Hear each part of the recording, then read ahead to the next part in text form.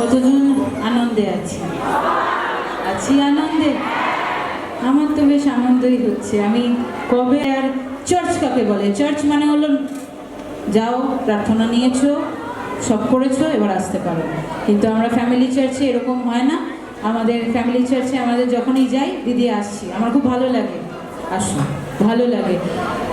আজকে কতজন আমরা প্রেমে আছি, ঈশ্বরের সাথে আছি, প্রেমে আছি নাকি? না না, ওই চলছে নাকি? প্রেমে আছি। যতজন চার্চে আমরা আসি যাই, যতজন আমরা একসাথে মিলিত হয়ে আছি, ততজন প্রেমে থাকবো।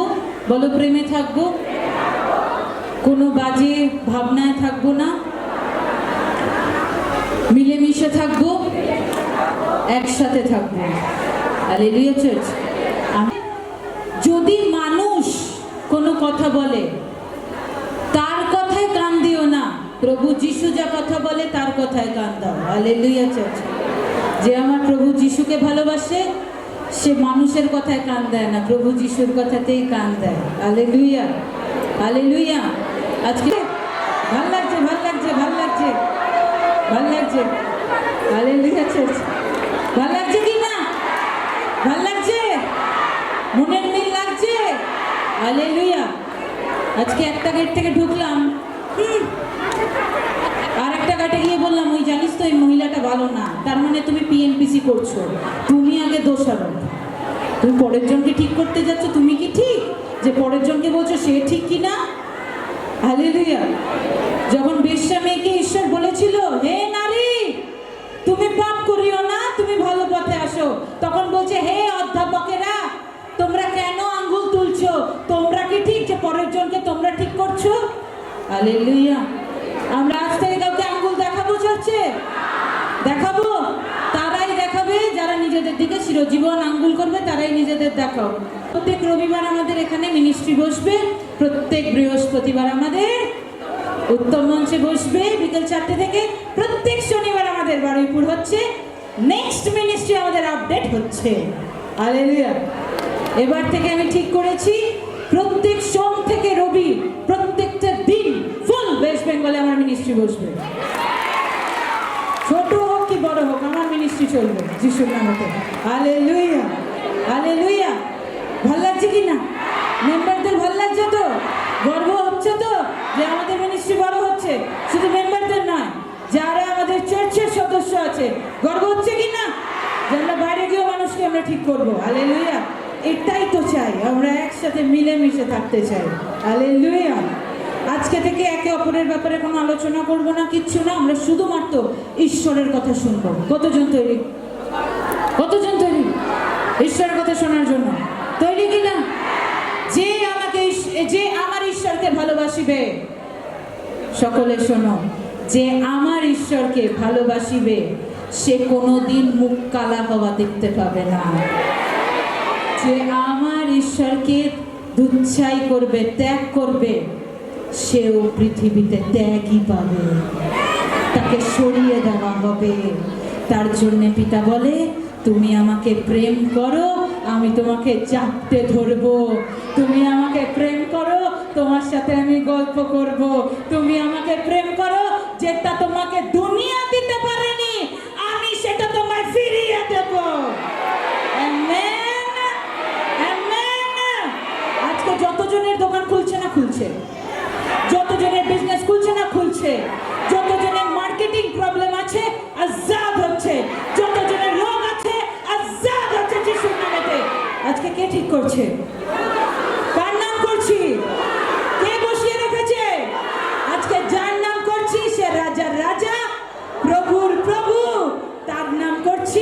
তার সন্তান আমরা, তাহলে তার কন্যা আমরা, তার পুত্র আমরা। আমেন। আজকে আমরা মাথাকে নত করব, আমরা প্রার্থনায় যাই, আমরা প্রার্থনায় যাব, মাথাকে আমরা নত করব। ধন্যবাদ করি পিতা, আমি ধন্যবাদ জানাই। আজকে মুহূর্ত দেওয়ার জন্য ধন্যবাদ করি পিতা। আজকে যে ঝড় অনেক সময় ওঠে, তুমি ফলের বাগানে বসে, ফুলের বাগানে বসে 12 জন শিষ্যকে তুমি বলেছিলে ঝড় উঠবে, তুমি ঝড়কে বলবে ভেঙে যেতে। সেই পাহাড় ভেঙে সমুদ্রে গিয়ে পড়ুক। সে পাহাড় ভেঙে সমুদ্রে আমি ফেলে দিয়েছি পিতা। আমাদের এক একটা সন্তানের প্রতি এক একটা আনন্দ আবার ফিরে আসছে। যদি কেউ, যারা এই মিনিস্ট্রির ব্যাপারে গলিতে গলিতে সুসমাচার দেবে, যারা এই মিনিস্ট্রিকে আদর করে নেবে, নিজের মধ্যে নিয়ে নেবে, সেই সন্তানরা পাড়ায় পাড়ায় মাথা উঁচু করে এবার থেকে বাঁচতে পারবে। প্রত্যেকটা সন্তান যারা পিতা আমার নামে প্রার্থনা করছে যে দিদিকে তুমি ভালো রেখো, পিতা আমার নামে যারা প্রার্থনা করে, আমিও তাদের হয়ে প্রার্থনা করি, তাদের সন্তানরা যেন তাদের মা বাবার মুখ উজ্জ্বল করতে পারে। যারা মণ্ডলীর নামে প্রার্থনা করে, মণ্ডলীকে ভালো রেখো, আজকে তাদের ঘরকেও তুমি ভালো রেখো যিশু। আজকে পিতা যতজন এই মণ্ডলীকে চাপতে ধরেছে, ভালোবাসছে, প্রেম করছে, আদর করছে, আজকে এই মণ্ডলী একদিন গাছ হয়ে উঠবে তাদেরই জন্য।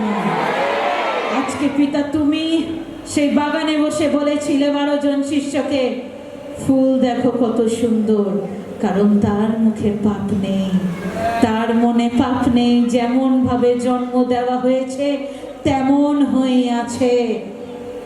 আজকে যত জনকে তুমি জন্ম দিয়ে পৃথিবীতে দিয়েছো পিতা, তাদের মধ্যের পাপ তুমি সরাও, তুমি সরিয়ে দাও তাদের মনেও পাপকে, আমাদের মনেরও পাপকে। কোনো একটাই যদি পাপ থেকে থাকে, আমাদের সকলের মনের পাপকে সরিয়ে দাও।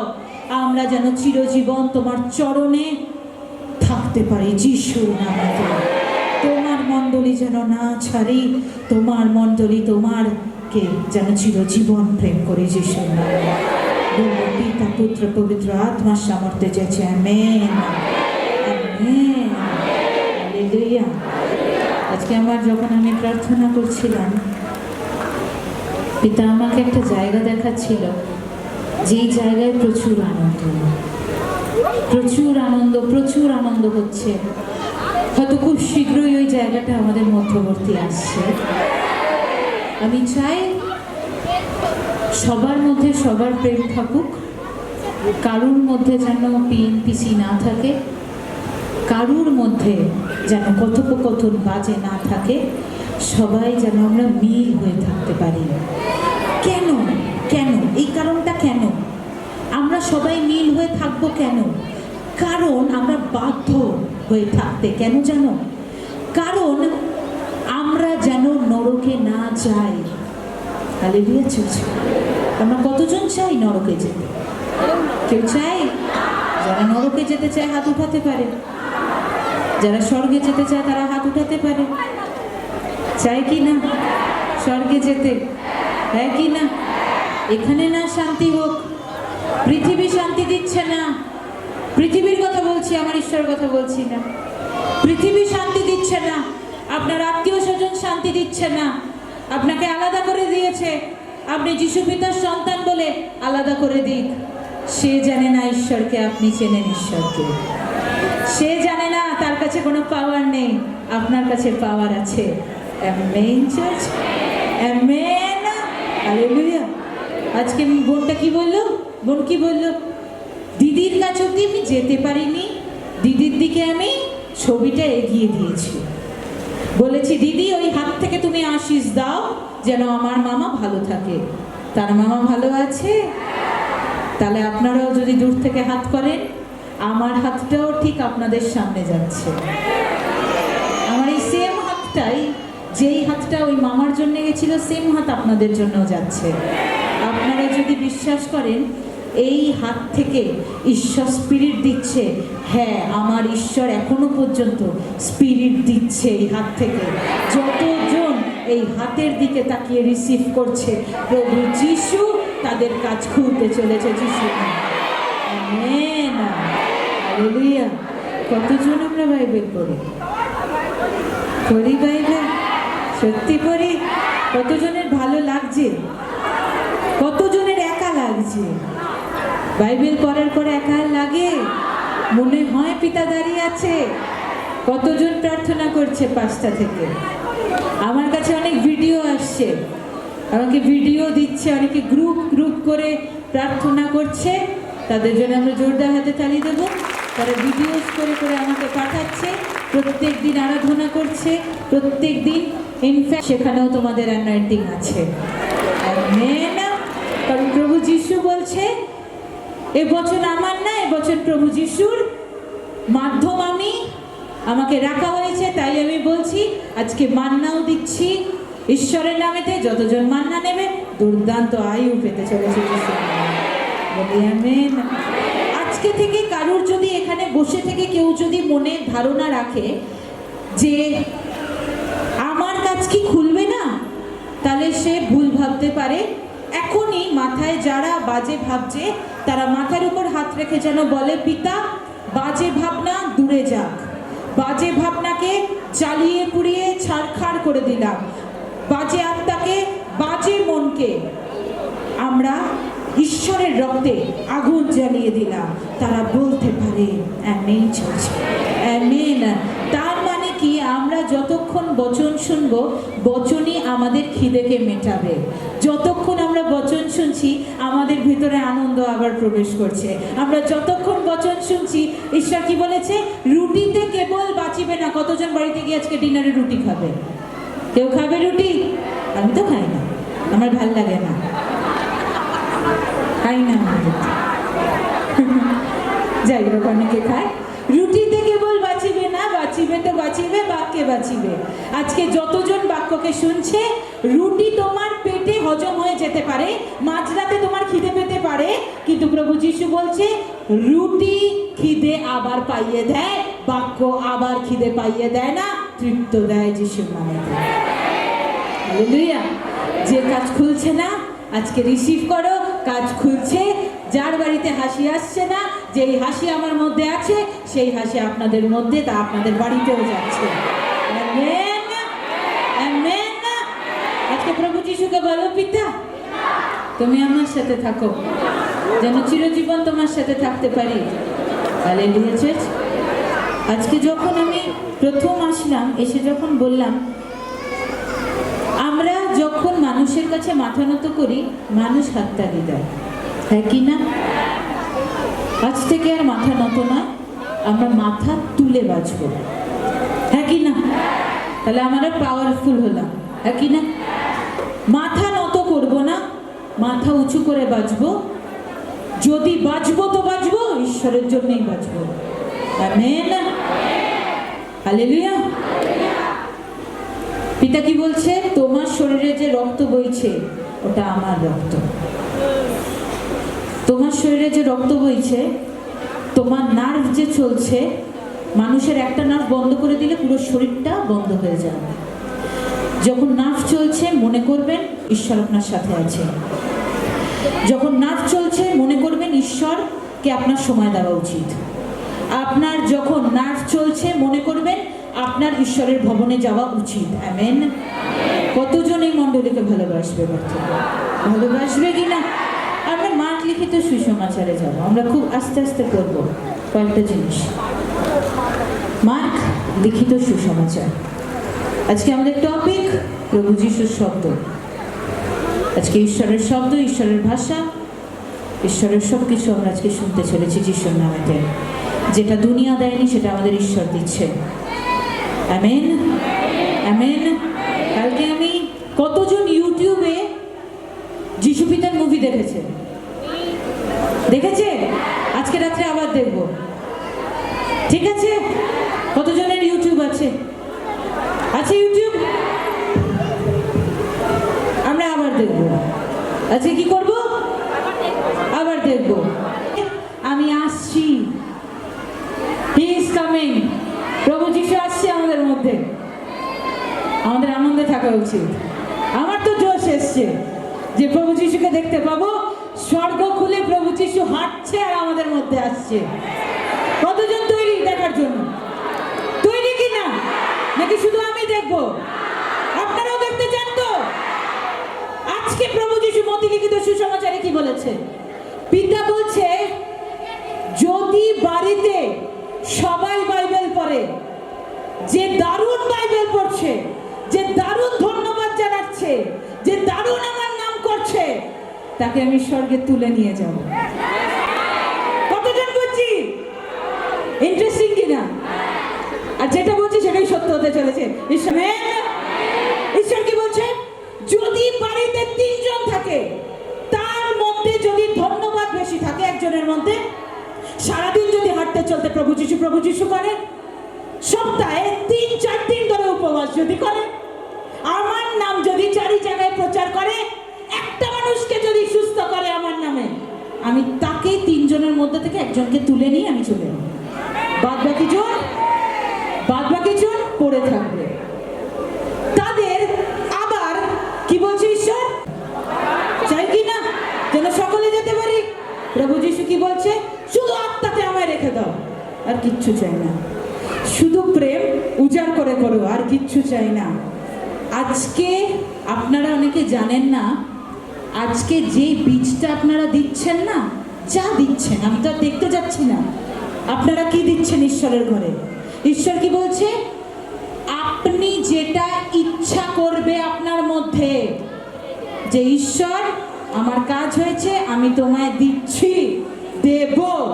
ঈশ্বর বলছে কি, ওই বীজ দিয়ে, ওই অর্থ দিয়েই একটা একটা করে ইট পোতা হবে। ইট পোতা হলে কি হবে? মন্দির গঠন হবে। মন্দির গঠন হলে কি হবে? ঈশ্বর আমাদের মধ্যে প্রবেশ করবে। ঈশ্বর আমাদের মধ্যে প্রবেশ করলে কি হবে? চিরজীবন আমরা শান্তিতে স্বর্গে থাকতে পারবো।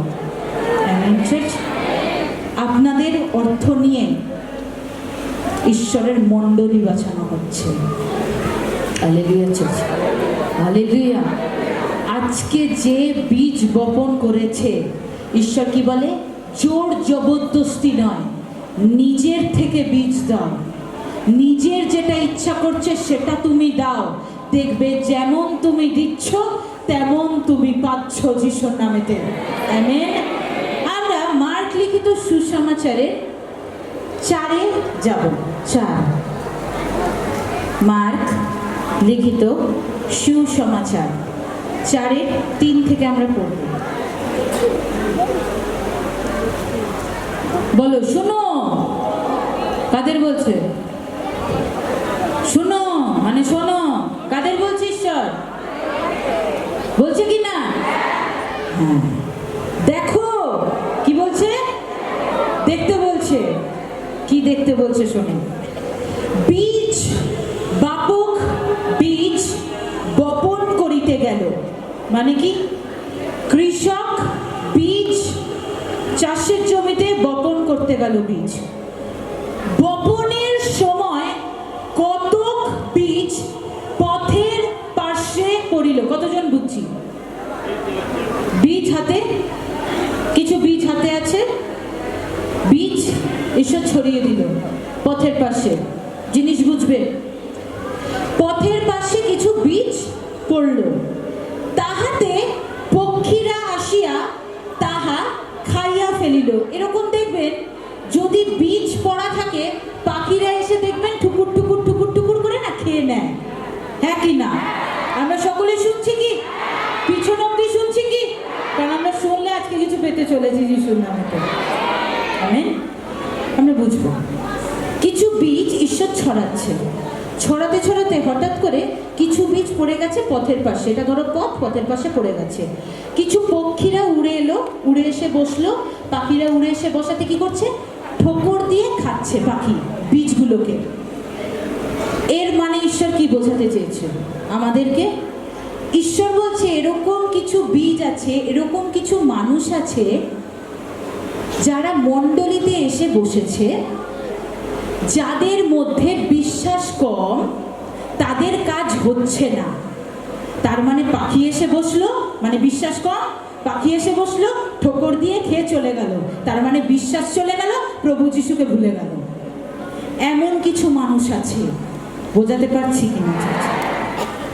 এমন কিছু মানুষ আছে, আমরা পড়ি কি বলছে পিতা, এবার পড়বো। আর কতক বীজ পাষাণময় স্থানে পড়িল, যেখানে অধিক মাটি পাইল না। মানে এমন স্থানে কিছু বীজ আবার পড়লো যেখানে বেশি মাটি ছিল না। কতজন শুনছি কিনা? তাহাতে অধিক মাটি মানে বেশি মাটি না পাওয়াতে তাহা শীঘ্র অঙ্কুরিত হইয়া উঠিল। Hallelujah church. এবার কিছু মানুষ এসছে মণ্ডলীতে, কিছু মানুষ চার্চে এসছে, চার্চে এসে বসেছে, কি করছে? কিছু অঙ্কুরিত হলো, কিছু মাটি কম পাওয়াতে, মানে একটুখানি বিশ্বাস আসলো, বিশ্বাসে কিছু কাজ হলো তাদের, তারপরেও কি হচ্ছে? একটু অঙ্কুরিত হলো, মানে কি? একটু গাছ বেরোলো। মানে কি? ঈশ্বর আপনার জীবনে যখন আপনি মণ্ডলীতে এসে বসছেন, তখন আপনার জীবনে আপনার একটু বিশ্বাসে ঈশ্বর আপনাকে কাজ দেখাচ্ছে। এবার বুঝবো। কিন্তু সূর্য উঠিলে, যেই অঙ্কুরিত হলো, বিশ্বাসে আমাদের গাছ বড় হলো, একটু কাজ হলো, তারপরে কি হলো? কিন্তু সূর্য উঠিলে পর পুড়িয়া গেল এবং তাহার মূল্য না থাকাতে শুকাইয়া গেল। তার মানে কি? আমরা ঈশ্বরের কাছে প্রথম আসলাম, এসে বসলাম, এসে ঈশ্বরের কাছে চাইলাম, ঈশ্বর কি বললো? একটু আমাকে বিশ্বাস করো। বিশ্বাস করলাম, একটু গাছ বেরোলো, মানে বিশ্বাসের গাছ বেরোলো, আমরা ফল পেলাম। ফল পাওয়ার পর কি করলাম? হঠাৎ করে কেউ আমাদের কানে বলল, তোদের কাজ খুলছে না তো? সত্যি তো, যেই কাজটার জন্য গেলাম সেটা তো আর খুললো না। পায়ের ব্যথা ছিল, ওটা সেরে গেছে, ওটা তো ডাক্তারও পারে সারাতে, ওটা তো খুললো না। তার মানে কি? শয়তান আপনার কানে প্রবেশ করলো, আপনার আত্মায় আসলো, তার মানে গাছটা পুরো ফল দিতে দিল না। কতজন বুঝছি কিনা? আজকে এই জন্যে প্রথম বললাম, মানুষের কথা শুনিবেন না, ঈশ্বরের কথাই শুনিবেন। হালেলুয়া। কি বলছে ঈশ্বর? দেখুন, সূর্য যখন উঠেছে, পথের পাশে যখন অল্প বীজে অল্প মাটিতে একটা গাছ হয়েছে, সেই গাছ শুকিয়ে গেছে, মরে গেছে। তার মানে কি? আমরা যখন ভবনে এসে বসলাম, বিশ্বাস হলো, কাজ হলো, তারপর ঈশ্বরকে অস্বীকার করলাম পরীক্ষায় পড়ার পর। বুঝছি কতজন? এ বাবা, জ্বর হয়ে গেল, ঈশ্বরের আশাতেই জ্বর হয়ে গেল, ঈশ্বর নাকি বাঁচাবে বলেছিল, জ্বর হয়ে গেল। আপনি বুঝুন, আপনার পাশে শয়তান দাঁড়িয়ে আছে, যে আপনাকে কান ভরাচ্ছে। সেটা যদি আপনার পাশের জন হয়, সে হয়তো বলতে চাইছে না, কিন্তু শয়তান বলিয়ে দিচ্ছে। আমরা তাদের কথা শুনবো না, শুনবো কার কথা? যে আমাদের জীবিত রেখেছে। Amen church. আমরা পরে, আর কতক বীজ কাটা বনের মধ্যে পড়িল, মানে কাটা বনের মধ্যে কিছু বীজ আবার পড়ে গেল, তাহাতে কাটা বন বাড়িয়া তাহা চাপিয়া রাখিল, তাহার ফল ধরিল না। তার মানে কি? প্রভুর ভবনে এসে বসলাম, পাস্টারের কথা শুনলাম, সব করলাম, ধন্যবাদ জানালাম, ঈশ্বরের কাছে কাজ পূরণ করিয়ে নিলাম, টাটা বাই বাই, ধন্যবাদ, ঈশ্বর যাও, আমি যাই।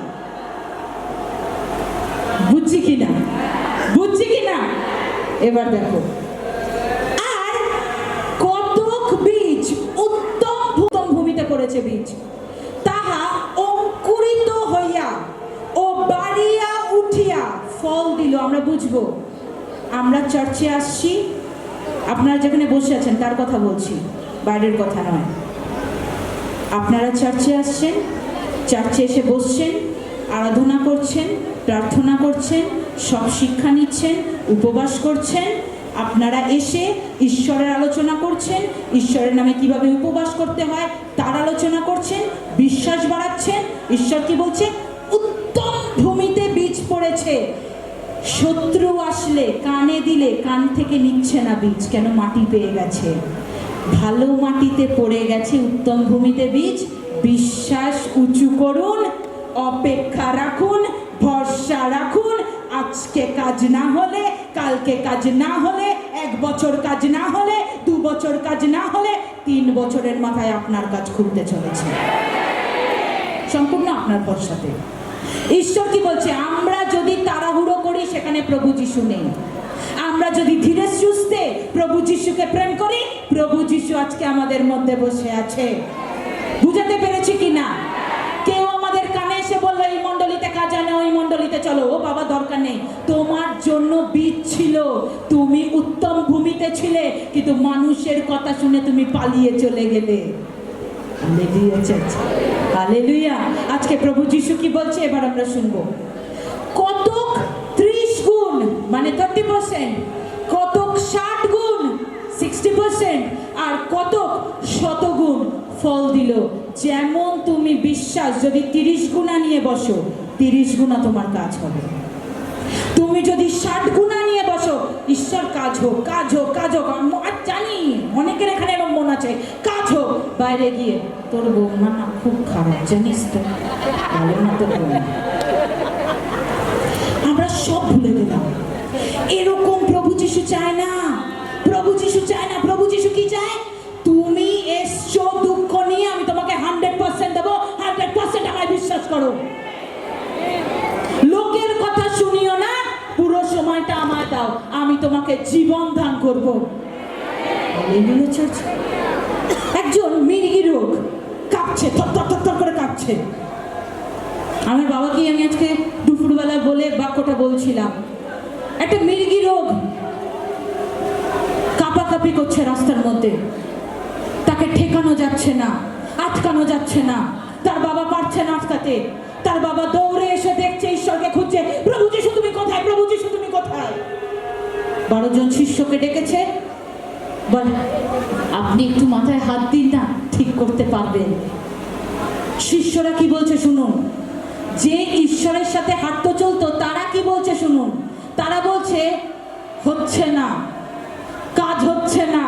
তখন প্রভু যিশুকে টানতে টানতে নিয়ে এসছে তার বাবা, এসে বলছে, হে পিতা, তুমি পারো একমাত্র এই মৃগী রোগকে ঠিক করতে, তুমি ঠিক করো। ও ছটকাচ্ছে, আমি ওকে পারছি না সামাল দিতে। সেই বাবা কাঁদতে কাঁদতে বলছে যে আমার একটাই ছেলে, তাকে তুমি বাঁচাও। আজকে আপনারা ঠিক মণ্ডলীতে এরকমই আসেন কাঁদতে কাঁদতে। আপনারা যখন কাজ পেয়ে যান, তখন আপনারা মনে করবেন আপনারা কিরম ভাবে প্রবেশ করেছিলেন। আপনি ব্যাকের চিন্তা করবেন, আপনার পরিস্থিতি কেমন ছিল, এখন কি হয়েছে। আপনি মনে করবেন না আপনি এরকমই এসেছিলেন, আপনি এরকম এসেছিলেন, এরকম করা হয়েছে আপনাকে। পুরোনো দিনটা মনে করুন। হালেলুয়া। আজকে পিতা কি বলছে? হে অল্প বিশ্বাসী। কাদের বলছে পিতা? সেই 12 জন শিষ্যকে, হে অল্প বিশ্বাসী, আমি আর কতদিন থাকবো তোদের মধ্যে, তোমাদের মধ্যে আমি আর কতদিন থাকবো? তোমরা কেন কাজগুলো করতে পারছো না? কেন মৃগী রোগ সারাতে পারছো না?